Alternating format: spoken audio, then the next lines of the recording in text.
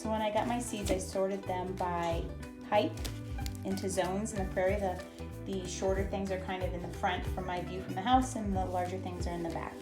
So for instance, I have some blanket flower here, and this gets to like 10 inches high, and I think I have this for like what is considered zone 2 in my backfield. And I labeled each pack with when I would need to put them in the ground so that I wouldn't have to read all this tiny print again and again.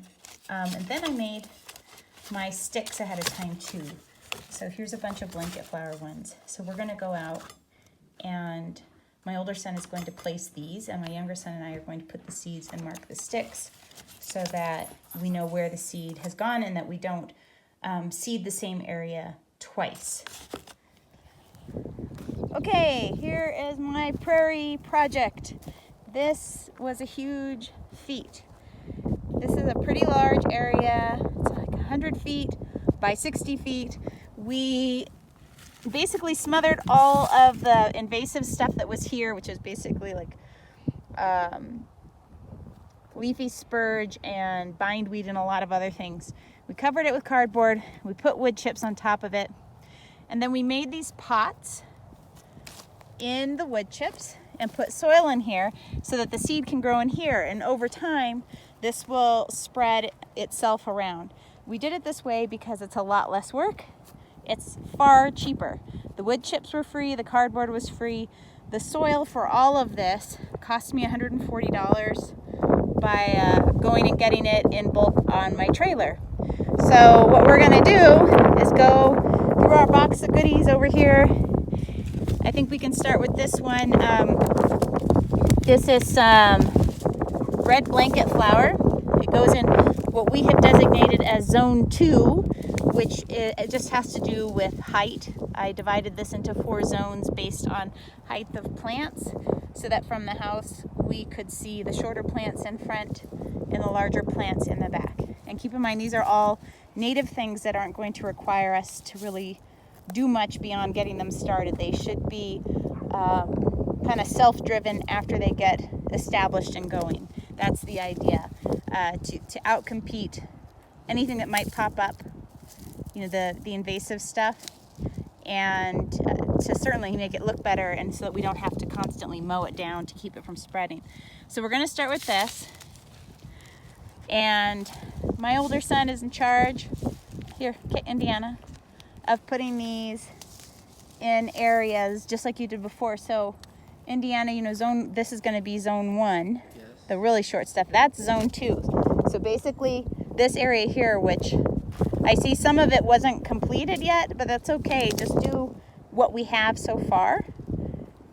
Kind of group them, and then Casey and I are going to come around and put the seed in, and Casey will mark them off as we go. So he is putting these in groupings because plants tend to look better in groupings. So he's spreading them across the field, but putting them in kind of patches where they can be together and make a larger impact.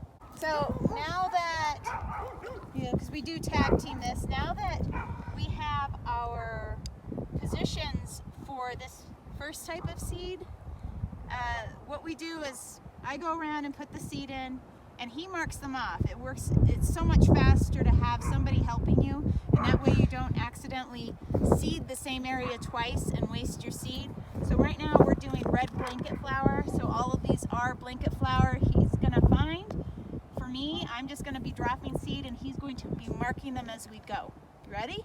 Yeah. Okay, and these need to go just a tiny bit under the surface, which I just got from the seed pack. You know, just read what the seed pack asks for. And we're just going to put a few in. And then we're going to move on to the next.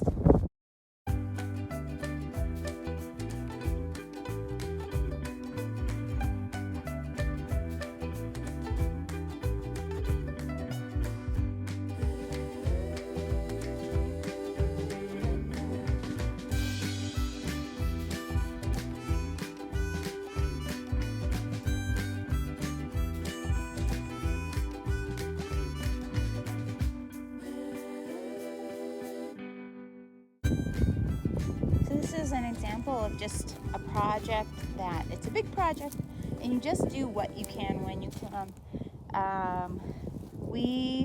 The first day we were out here, this section over here, my husband and I did that in about 4 hours one day.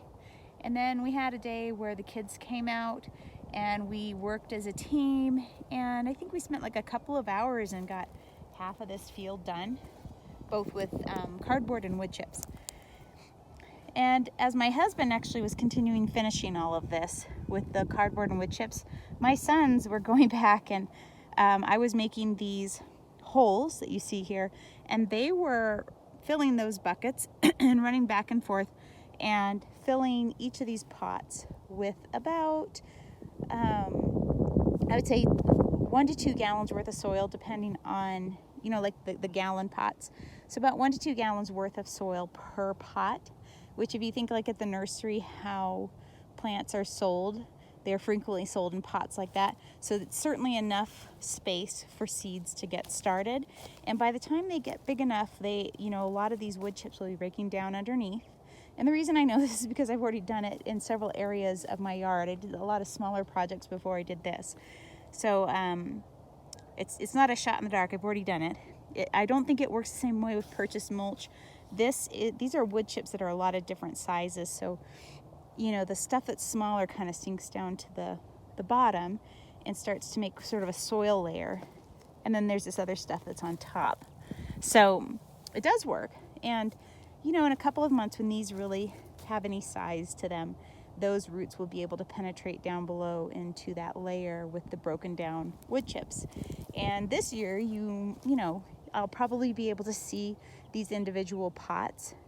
But these, a lot of these plants get pretty big, so they will spread out. And I won't be able to entirely see where this is. But by next year, after all the seed has dropped from whatever grows this year, this will be covered. And hopefully, in a way where it is out competing some of the things that we were battling against, like bindweed and leafy spurge and fillery and things like that. This over here, this is actually a patch that was here last year. This is all yarrow, and you can see it's all coming up, and it will completely fill in this space. If you look here, there's already these little sprouts.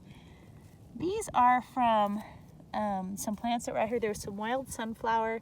There was also some, what is that called? Cow. But anyways, they were out here, and these little sprouts, that is what those are from. It's the only thing they could be from. It's the only thing that I allowed to go to seed out here. If it's something else, goodness, I'm going to be in for a shock, I guess. But so that is the project for now. And as time goes on, I'm going to, keep coming out here and filming this to show the progression of what it looks like. It's been a big project, but I think it will pay off.